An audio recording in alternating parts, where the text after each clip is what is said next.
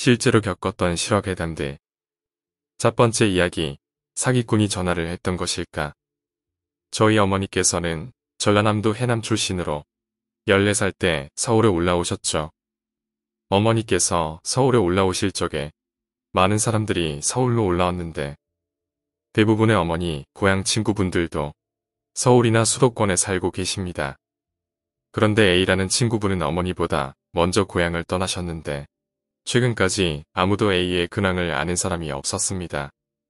다만 A가 몇 년 전에 돌아가셨다는 이야기만 소문처럼 무성할 뿐이었습니다.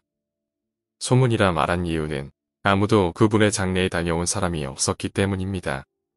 그런 어느 날 어머니께서 낮잠을 주무시다가 전화를 받으셨는데 깜짝 놀라지 않을 수 없었습니다. 다들 죽었다고 한 A에게서 전화가 온 것입니다. 어머니께서는 수십 년 만이라 반갑기도 하고 조금 낯설기도 하시며 통화를 하셨습니다. 우선 어떻게 연락처를 알게 되었냐고 물었습니다. 저희 집이 연락처를 자주 변경했기 때문입니다. 게다가 핸드폰이 아닌 집으로 전화가 왔습니다. 그러자 A는 다른 어머니의 친한 친구 B를 어제 만났다고 이야기하더랍니다. B랑 술을 마시며 어머니의 연락처를 물어보았고 B가 술에 취한 A를 택시 태워서 보내주었다고 했습니다. 실제로 B는 잘 사는 편이라 친구들의 택시비를 자주 내주곤 했었기에 어머니께서는 A의 말을 그대로 믿으셨습니다.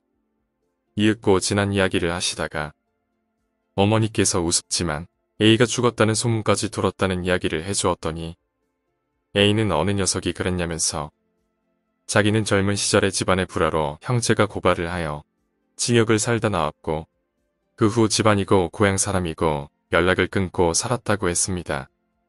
그리고 최근에 A의 어머니께서 돌아가신 이야기며 누나와 형들이 서울 어디에 산다는 이야기를 하시며 자기가 지금 양천구 목동에 있는데 강동구 길동인 저희 집으로 오시겠다고 하셨습니다. 어머니께서 아주 친한 친구도 아닌 A가 동청회도 아닌 단둘이 만나려고 동네까지 온다는 것이 조금 불편하셔서 다른 약속이 있다고 말을 하셨습니다. 하지만 A는 길동에 와서 저녁까지 기다릴 수 있으니 술이나 한잔 하자고 했고 결국 어머니는 오늘은 좀 곤란하고 다음에 다른 친구들과 같이 보자는 식으로 말씀하셨습니다. A는 굉장히 아쉽다는 듯이 전화를 끊으셨는데 어머니께선 너무 당황한 나머지 전화번호도 묻지 못하셨습니다. 핸드폰이었다면 기록이 남았겠지만 집 전화라서 전화번호를 알려면 전화국까지 가야 하는 상황이었습니다. 문득 어제 A가 B를 만났다는 이야기가 생각났습니다. 바로 B에게 연락하여 A의 전화번호를 물어보기로 했는데 뜻하지 않게 기묘한 경험을 하시게 되었습니다. 전화를 받은 B는 A를 만난 적이 없다고 하는 것입니다. 어제 다른 친구인 C와 만났다는 것입니다. 오히려 A는 죽지 않았냐며 반문하셨답니다. 어머니께선 평소 B가 자주 장난을 치는 편이라 혹시나 해서 C에게 전화를 걸으셨습니다. 그러자 C는 B의 말이 사실임을 확인해 주었습니다. 그리고 자기는 다녀오지 않았지만 A의 누나와 연락하고 지내기 때문에 A가 죽었다는 걸 알고 있다며 오히려 어머니 보고 장난치지 말라고 하셨답니다. 어머니께서 꿈이라고 믿고 싶으시지만 어머니께서 A와 통화하실 때 제가 옆에 있었기 때문에 정확한 내용은 못 들었지만 전화를 받은 건 제가 알고 있습니다. 더 기묘한 일은 수십 년 동안 A에 대한 소식을 전혀 알지 못하셨던 어머니인데 지금 A의 가족이 실제로 목동에 살고 있고 A가 가족 문제로 형을 살고 나온 것도 사실이라는 겁니다. 어머니가 그분을 오지 말라고 한 것이 얼마나 다행인지 모릅니다. 두 번째 이야기, 횡단보도의 귀신. 나는 사실 귀신 같은 것도 본 적이 없고 더위도 눌려본 적이 없어. 그래서 잘 믿지도 않지. 그런 나한테 특이한 친구가 한 명 있는데 얘는 외할머니가 무당이고 집안 내력이 대대로 그런 쪽에 관련돼서 그런지 자기도 귀신이나 그런 쪽으로 이상한 게 가끔 보인대. 그런데 어느 날 그 친구와 별다방 2층에서 만나기로 해서 약속 장소에 나갔는데 친구가 몸을 숙인 채로 안색이 새파랬어. 그래서 너 얼굴이 왜 그러냐고 물어보니 밖에 귀신이 있다는 거야. 쳐다보니 아무것도 없더라고. 친구가 나랑 만나려고 별다방 2층에서 창문가에 앉았는데 건물 옆에 8차선 도로가 있고 횡단보도가 있어. 횡단보도 한가운데 어느 여자가 혼자 서 있더래. 그래서 빨간불에 차도 다니는데 뭐지 하면서 쳐다봤는데 오른쪽 팔은 없고 왼쪽 팔은 종아리까지 내려오는 모습인데 하늘색 원피스에 피투성이 모습이었대. 그래서 놀랬는데 마침 녹색 불로 바뀌어서 사람들이 건너기 시작한 거야. 그런데 여자가 왼쪽 팔을 들더니 지나가는 사람들한테 휘두르기 시작했대. 그런데 왼쪽 팔이 비정상적으로 긴 걸로 보였는데 사실은 그게 아니라 왼손으로 자신의 끊어진 오른팔을 들고 휘두른 거였대. 사람들은 아무것도 안 보인 채로 그냥 걷고 있었지. 그런데 휘두른 팔에 맞은 사람들은 한결같이 걷다가 반응을 보였대. 기침을 하던가 몸을 떨던가 갑자기 멈춰서던가 그런 모습을 볼 때마다 그 여자는 신난 듯이 입을 벌려 웃었대.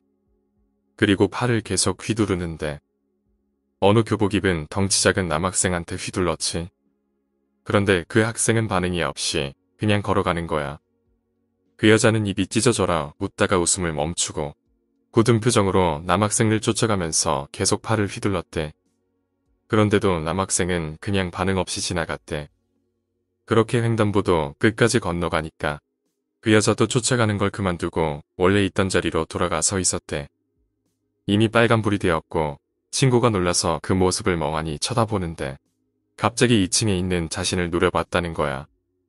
그래서 고개 숙이고 벌벌 떨면서 밖을 안 보려고 하고 있는데 내가 왔다는 것이었지. 나의 가끔 그렇게 말하는 애니 흘려들었지. 그래도 호기심은 들었어. 그래서 친구와는 다른 동네로 가서 놀았고 헤어지고 나서 귀신이 있다는 자리에 가봤는데 바닥에 거뭇거뭇하게 핏자국이 있었어. 신기하다라는 생각이 들어서 수소문해 봤더니 거기서 교통사고가 있었대. 음주운전하던 남자가 횡단보도를 걷던 사람을 쳤다는 얘기를 듣긴 했어. 나중에 그 친구가 자기 할머니한테 이 얘기를 했대. 그러다가 그 남학생 얘기를 하면서 왜 반응이 없었을까요? 하고 물어보니까 할머니 말씀이 옛날에는 귀신과 인간이 함께 살던 시대라 인간이 귀신에게 시달리기도 하고 접점이 많았는데 지금은 그런 시대가 아니고 두 세계의 경계가 점점 더 멀어져서 이상한 일도 점점 줄어들고 초자연적인 현상도 사라질 거래. 그러면서 비유를 들어준 게 밤에는 별과 달이 잘 보이지만 낮에는 안 보이는 것과 같다고 하신 거야.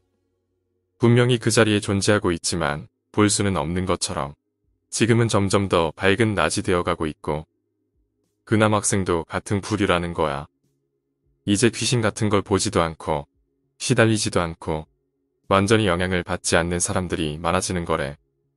강한 영혼이 돌봐주거나 누군가가 지켜주거나 기가 드세서 그런 게 아니라 그냥 연기와 아무 접점도 없는 사람. 그런 사람은 귀신을 볼 수도 없고 귀신이 해를 끼칠 수도 없대. 그리고 그런 얘기를 하더니 날 쳐다보며 너도 그런 부류야 라고 했어. 여전히 나는 귀신을 본 적이 없어. 그런데 문득 이런 생각이 들곤 해.